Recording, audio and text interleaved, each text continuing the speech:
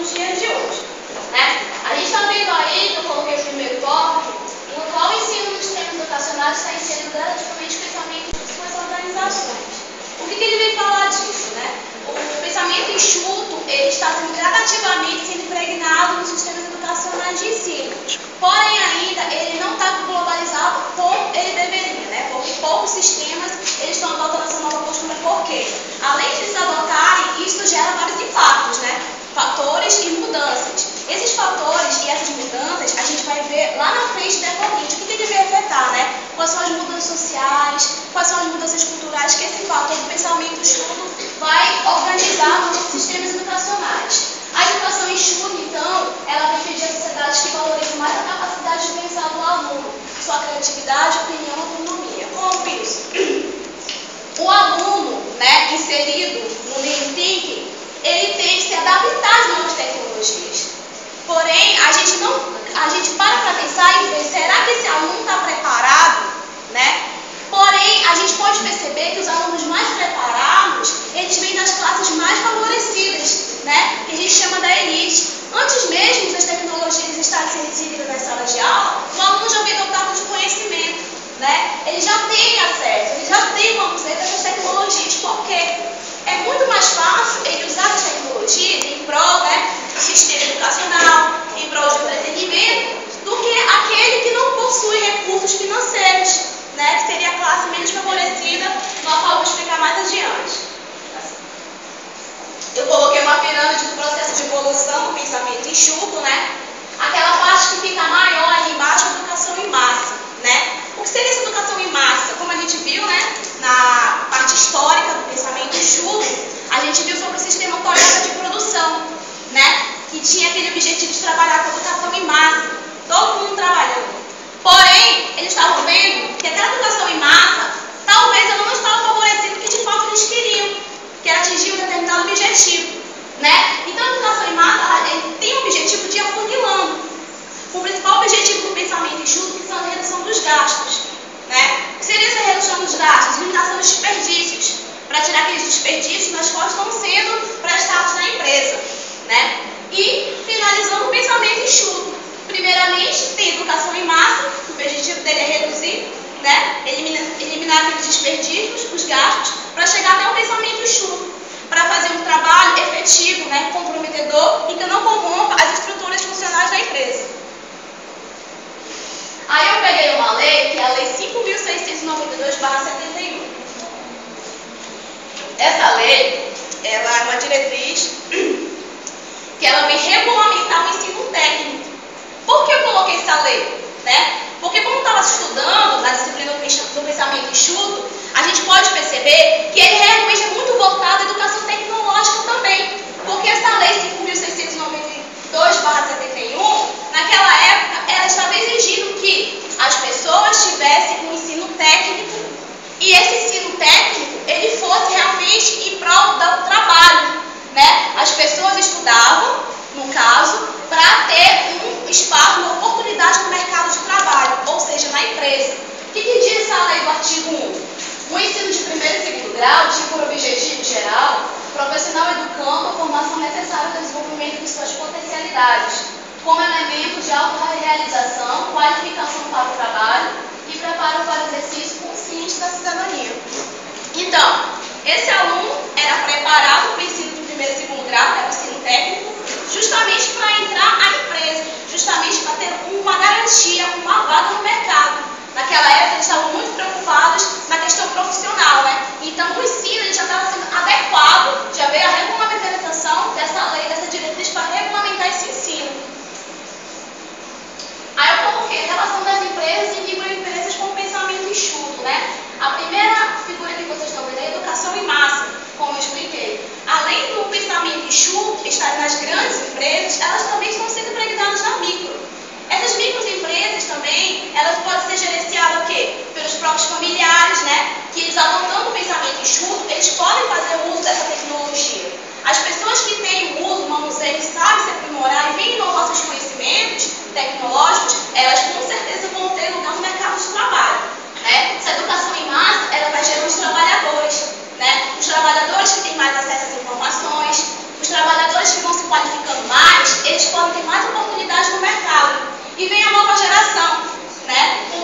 enxuto, minha nova geração, onde as pessoas que estão mais qualificadas terão mais oportunidades, terão mais conhecimento e terão espaço no mercado de trabalho.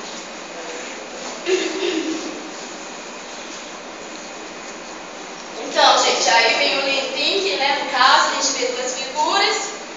A primeira é a figura, né, da automobilística dos carros, da Toyota, né? Como a gente viu naquela parte histórica. E ele veio falar o que seria o Lean Thinking, né? Que é o pensamento macro, o pensamento enxuto, reduzir, né? Vamos tirar tudo aquilo que não está fazendo bem, vamos colocar aquilo que é bom, mas que não vai prejudicar ninguém. O pensamento enxuto tem esse objetivo.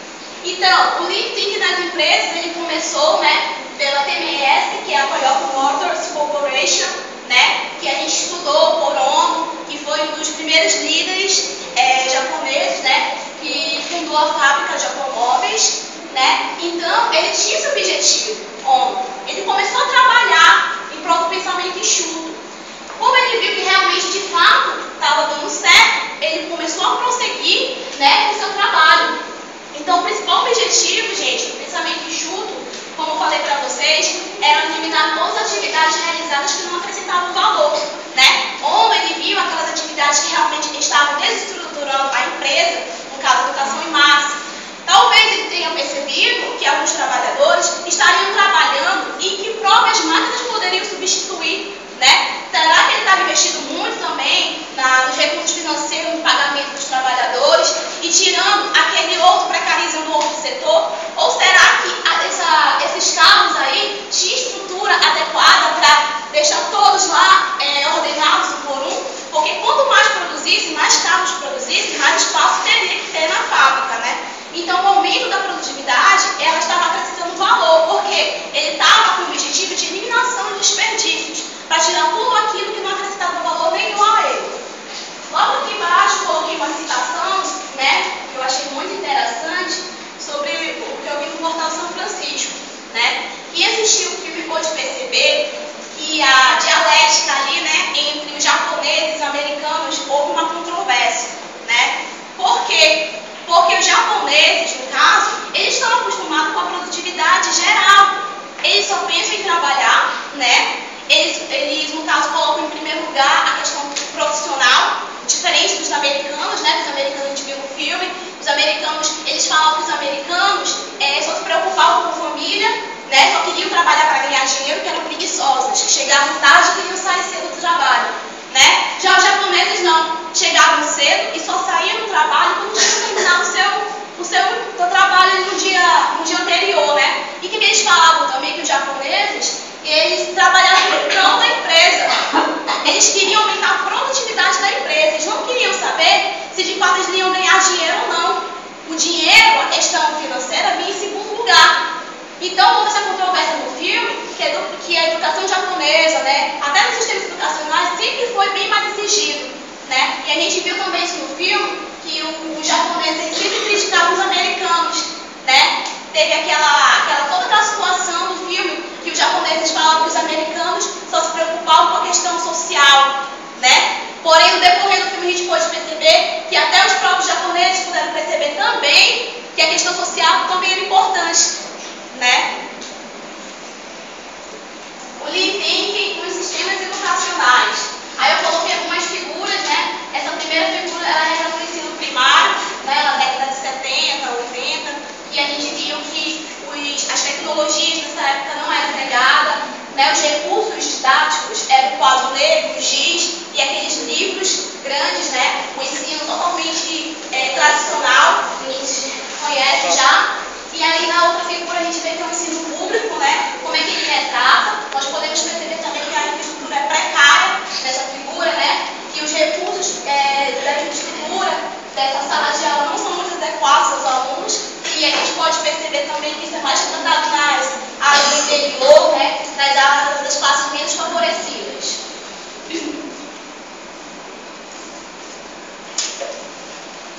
Essa terceira figura aí é o ensino enxuto, né? O ensino que ele deveria proporcionar ser um ensino enxuto. No caso, ele está sendo empregado em algumas instituições. Como a gente pode perceber, a gente está vendo essa nova escola aí que promete ser a escola do século, né? Que é a escola que tem na Ponta Negra. E eu vejo essa escola como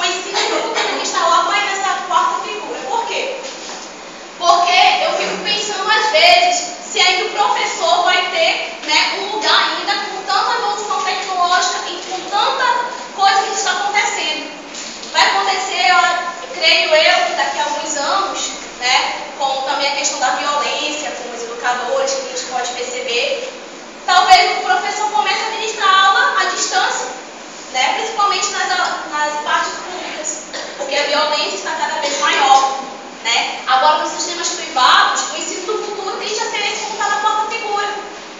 A sala vai ser, né, como se fosse uma vitrine, né? Vai ter computador por todo lado, vai ter inovações tecnológicas, né? Vai ter notebooks com touchscreen. O professor vai apenas manusear esses equipamentos, no quais os alunos já terão conhecimento, né, com o avanço da tecnologia.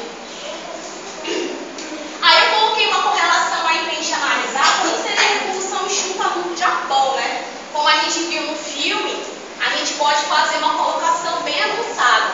Como o ensino do Japão, a gente pode perceber aí, está dizendo que a educação japonesa, ela é radical. Por que ela é radical? Porque ela começa a preparar o educando desde a sua fase inicial, que ele entra à escola, até a sua fase de maturidade, quando chegar no ensino superior. Se ele não é bem preparado, ele não vai conseguir ingressar numa faculdade ou no ensino superior. E os próprios alunos, eles se sentem ameaçados porque eles se sentem exigentes desse mercado, né? A Universidade de Tóquio, no Japão, é uma das universidades mais avançadas em tecnologia no âmbito mundial de globalização e a mais competitiva. Os próprios japoneses têm dificuldade em ingressar nessa universidade, né? Então, eles já estão preparados desde o seu ensino primário até esse ingresso ao ensino superior. Então, a educação japonesa também, não só com o ensino, mas inovação tecnológica, globalização, ela é um país realmente que é ranking em educação, ensino, tecnologia, né? Na América, né? A gente saiu dos Estados Unidos e vamos para a América. A gente pode perceber duas figuras aí de crianças, adolescentes estudando, né? E tem essa figura azul aí. Essa figura azul, primeiro ela está falando sobre o Elementary School, que é a escola primária, né? Onde eles vão formando desde o primário até o ensino superior. Já no Junior High School é o ensino primário, né? O High School é o ensino médio e o Post-Secondary Education seria o ensino superior, né? Então ele passa por todas as fases desde o Elementary School até o Post-Secondary Education para ele ter o ingresso à universidade. Como está dizendo aí, logo abaixo que eu escrevi, está falando que essas escolas dos Estados Unidos são uma das mais competitivas para o ingresso. Por quê? Ensino de qualidade, né? As escolas públicas dos Estados Unidos seria como se fosse uma escola melhor aqui em Manaus, o Lato Senso, né?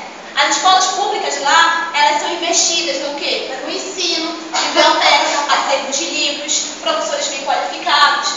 Então, muitos alunos dos Estados Unidos, eles vão optar pelo ensino público, porque o ensino público de lá é de boa qualidade e é muito competitivo, onde todas as pessoas do mundo todo também tentam ingressar nesse ensino.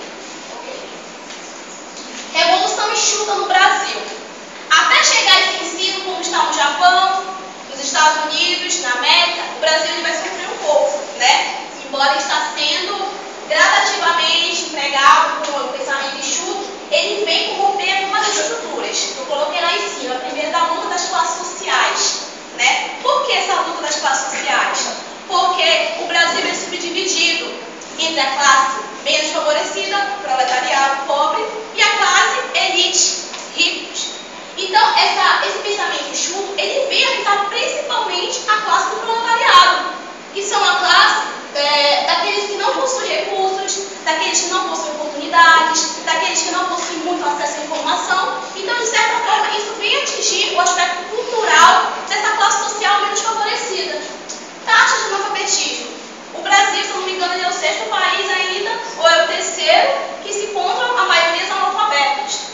Existem alunos, existem educantes que fazem processo seletivo, educação de jovens e adultos, tentam se alfabetizar, né? Porém, não são alfabetizados de fato. Não conseguem interpretar um texto, não conseguem resolver cálculos simples. Então, a taxa de analfabetismo no Brasil, ela ainda se encontra um número alarmante, porque ainda não foi combatida. No Japão, se eu não me engano, lá existe um índice de 1% da taxa de analfabetismo. No Brasil, ainda, para a gente desestruturar essas lutas e essas lutas sociais, ainda ele vai ter que lutar bastante. A política também, ela deixa muito a desejar, né? Porque a gente sabe que os recursos financeiros da educação, ele também é administrado pelo Banco Mundial, pelas políticas públicas, que talvez às vezes não investe no que deveria, né? A oferecer um ensino melhor aos nossos alunos. O governo também, né? O governo, no caso a gente pode ver que o governo europeu, ele adota mais uma postura parlamentarista, né? Mas no Brasil a gente pode perceber ainda que ainda envolve muitas outras estruturas. E logo abaixo também eu coloquei o investimento na qualificação. Com pensamento enxuto, né? Ele vai qualificar e vai investir nos profissionais. Mas a gente pode perceber que o profissional hoje em dia, ele mesmo se qualifica por si próprio, né? Se o ensino público, né, do Estado, da Prefeitura, ele de fato oferece ensino, educação superior, educação modalidade distância, porém, aqueles professores que não são concursados, como é que eles vão se qualificar? Eles mesmos que têm que se investir na sua formação. Eles mesmos têm que fazer uma pós-graduação, como estamos fazendo. Eles mesmos têm que iniciar um projeto de pesquisa para tentar um possível mestrado. Eles mesmos têm que começar um curso de inglês para ter conhecimento de língua estrangeira. Ele mesmo tem que se adaptar às novas tecnologias, saber o manuseio de um notebook, de um tablet, de novos celulares. Porque se esse professor não se qualificar, ele fica fora do mercado de trabalho. Não adianta ter somente um diploma de ensino superior. Se o professor não se qualificar, se o professor não inovar seus conhecimentos, não procurar o seu melhor, ele nunca vai ter espaço no mercado de trabalho. Pode até ter, porém vai ganhar pouco, né? Então, gente, a qualificação profissional, ela está sendo gradativamente pregada, né? Então, profissional docente, né? Na questão da qualificação, investimento, alunos preparados. Será que existe alunos preparados? E a cultura das classes sociais emergentes, né? Vou explicar para vocês. Exigência no novo marketing, no novo mercado. Como é que seria isso? Líderes e gestores capacitados. Como assim? Líderes e gestores capacitados. Líderes e gestores, aqueles que administram o ensino, seja ele pedagogo, seja ele psicopedagogo, seja ele professor, né? Líder é aquele sempre que tem como coordenar o ensino, como tem que estruturar uma organização. Então, serão capacitados, serão investidos. Por quê? Se não tiver um líder, gestor capacitado, como é que a minha escola ela tem que ser uma escola boa? Como é que ela pode oferecer um ensino de qualidade se o meu líder, se o meu profissional não é bem qualificado? Né? Então, isso tudo tem que se investir na qualificação profissional. Os recursos investidos na infraestrutura da organização. E que adianta os meus profissionais são qualificados se a minha estrutura institucional de ensino não apresenta uma boa estrutura para os meus alunos? Será que está regulamentada segundo as diretrizes? Será que as minhas salas possuem recursos que possam chamar a atenção dos meus alunos? Será que as aulas dos meus professores estão atraindo os meus alunos? Será que os pais dos meus alunos estão satisfeitos com o ensino que a escola está oferecendo? Né? E equipamentos modernos, como a gente pode perceber uma aula de informática aí, né, esses equipamentos já estão um pouco ultrapassados.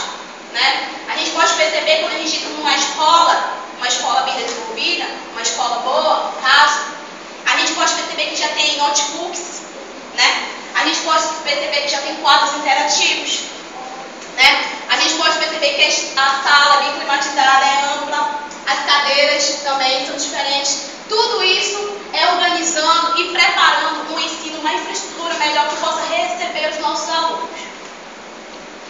Fatores que contribuem e afetam. Como eu falei para vocês que eu ia falar mais na frente.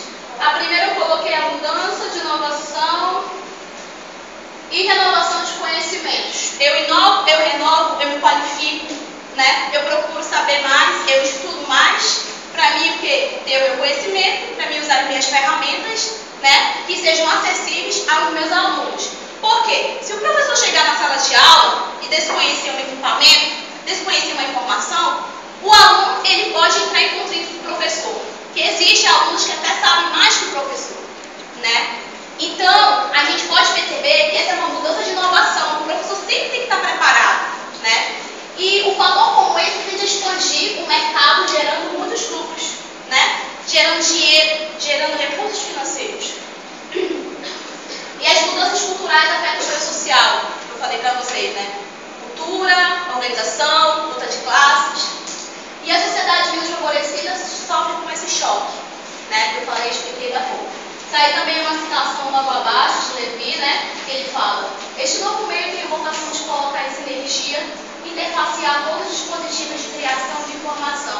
gravação, de comunicação e simulação. A perspectiva da digitalização geral das informações provavelmente tornará o ciberespaço o principal canal de comunicação e suporte de memória da humanidade, a partir do início do próximo século. Levi está falando, já está realmente adiantando que realmente as informações terão acesso, terão muito mais inovação, se desenvolverão tão rápido que com um piscar de olhos a gente não pode nem perceber que isso já está sendo realmente vivenciado na vida dos nossos alunos. Os alunos irão ter conhecimentos tecnológicos muito mais avançados que até mesmo os próprios professores. Aí é um fenômeno sociocultural complexo, né, emergente das interações entre múltiplas dimensões.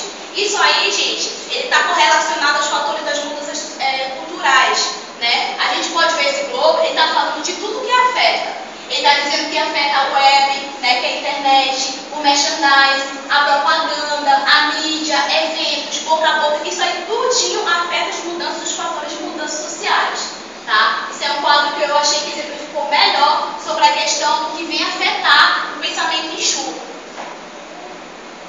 O quarto setor, existe proletariado, acho que eu falei bastante já sobre isso, né? Porém, o conhecimento, está dizendo aí, ele domina o mercado. Porque se eu não invisto na educação, eu não tenho como dominar o mercado, né? Eu vou fazer uma seleção para docente e eu tenho mestrado e um outro colega só tem a graduação. O conhecimento daquele que tem mestrado vai ficar, porque o conhecimento domina o mercado. Se eu tenho mais qualificação, se eu tenho mais estudo, eu estou na frente. Eu sempre vou estar na frente daquele que tem menos. Domina também a economia, domina também os recursos financeiros, né? E a indústria da aprendizagem, que são as escolas. Alunos preparados, no modelo de estudo, o aluno teria que aprender a aprender, seria um caçador de informações, teria que tomar decisões, ser responsável, ser ativo, tem que desenvolver suas habilidades, aperfeiçoar suas ideias, tem que fazer compreender tudo o que faz. Teria que fazer tudo isso e sem que a escola pedisse ou exigisse. Por quê?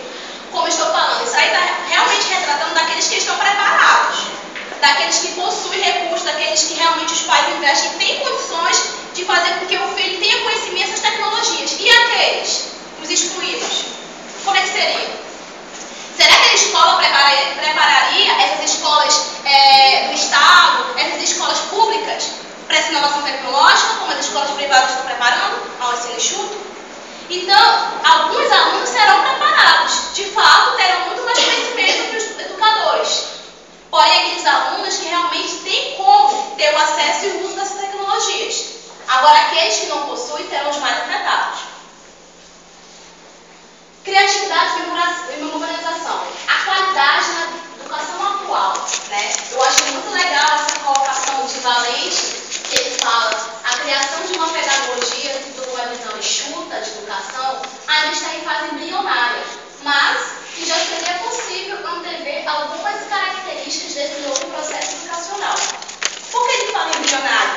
Porque ele fala que agora que ela está se desenvolvendo, né? Que agora que ela está começando a ter seu espaço, devido à ruptura das classes sociais. E a gente para analisar, será que lá no Japão já tem uma educação enxuta realmente? Né? Então, a gente pode perceber que a mudança dos países, ele ainda tudo está na sua fase de desenvolvimento. O Brasil ainda não chegou porque ele ainda é um país que ainda tem algumas dívidas, né? E também ainda é classificado como um país subdesenvolvido. Então, até ele chegar a esse patamar, ele vai ter que lutar um pouco mais. O uso das tecnologias e a educação enxuta, né? Eu coloquei a outra colocação ali, mas eu só vou explicar um pouco, então não me aprofundar muito. Mas a gente pode perceber, gente, que é mais ou menos isso mesmo. As tecnologias da educação enxuta, realmente ela está sendo, como o Valente falou agora, em fase embrionária, né? E que ela está sendo pouco desenvolvida ainda, devido a essa cultura das classes sociais emergentes, que está, de fato, o Brasil apresenta, né? Está apresentando, e sempre apresentou, acho que ainda não é novidade para ninguém. E, porém, essa educação enxuta, ela pode, de fato, ser desenvolvida nas escolas. Não só educação enxuta nas escolas, como a gente pode perceber nos outros artigos que a professora deixou. Educação enxuta na educação à distância, né? Educação enxuta na preservação ambiental. Tudo isso, até na nossa vida, a gente pode organizar no pensamento do Lean Thinking. A gente pode fazer uma organização, como a gente viu naquela disciplina, que era muito correlacionada com os mapas estratégicos. O pensamento enxuto ele só vem ser realmente desenvolvido, impregnado e adotado pelas empresas. Ele também pode ter um estilo de organização na nossa própria vida social e pessoal. Globalização e inovação. Fim da escola? Será que vai ser o fim da escola? Quando cada vez mais o mundo está se inovando, o mundo está tendo qualificação, o mercado está exigindo, a economia também, profissionais preparados ou não, né? O ranking das informações, a gente pode perceber as redes sociais aí, que estão se desenvolvendo bastante. Antes era o Orkut já não existe mais, agora é Facebook já está querendo. Está vindo outro aí que estão dizendo que parece que vão substituir o Facebook, que eu nem lembro o nome. Twitter também já não faz mais sucesso como fazia, né? YouTube ranking, né? Tudo é YouTube também, questão dos vídeos postados mundialmente. Então a gente pode perceber que a tecnologia ela vai avançando. Ela vai avançando. E as pessoas, elas já estão tão acostumadas com a tecnologia que quando ela vê aquilo que realmente que não é mais sucesso, ela já vê que é um conhecimento defasado. Ela quer aquilo que todo mundo sabe usar, aquilo que todo mundo usa, aquilo que todo mundo gosta e aquilo que é o melhor. Porque a gente, de fato ou não, a gente já é envolvido a tecnologia. Eu estou com um celular pequenininho, ele faz tudo, ligação, tudo. Mas eu gostei do Galaxy ali porque ele é perfeito. Ele tem câmera com flash, ele tem isso. Então a gente sempre vai ficar hipnotizado pelas mudanças tecnológicas. E de fato ou não, a gente está se adequando a elas. A gente já participa porque o mercado, o capitalismo, ele já existe, que a sociedade esteja inserida nesse processo. Né? Olha ali um Galaxy, um tablet. O tablet é a mesma coisa que o notebook, gente. Porém, ele é muito mais acessível. Ele é mais fino, dá para carregar no bolso, na bolsa. Ele é muito mais fácil e rápido. A praticidade hoje em dia, ela está inovando a cada vez mais que as próprias pessoas, a sociedade, estão se inserindo nesse mercado porque elas acham que está exigindo bastante. E se a gente não tiver, nós pensamos, algumas pessoas, que às vezes a gente está de fora desse mercado. Que a gente não conhece, né? Que a gente está fora. Então, essa globalização, essa inovação, a gente para perceber e pergunta, será que será o fim da escola?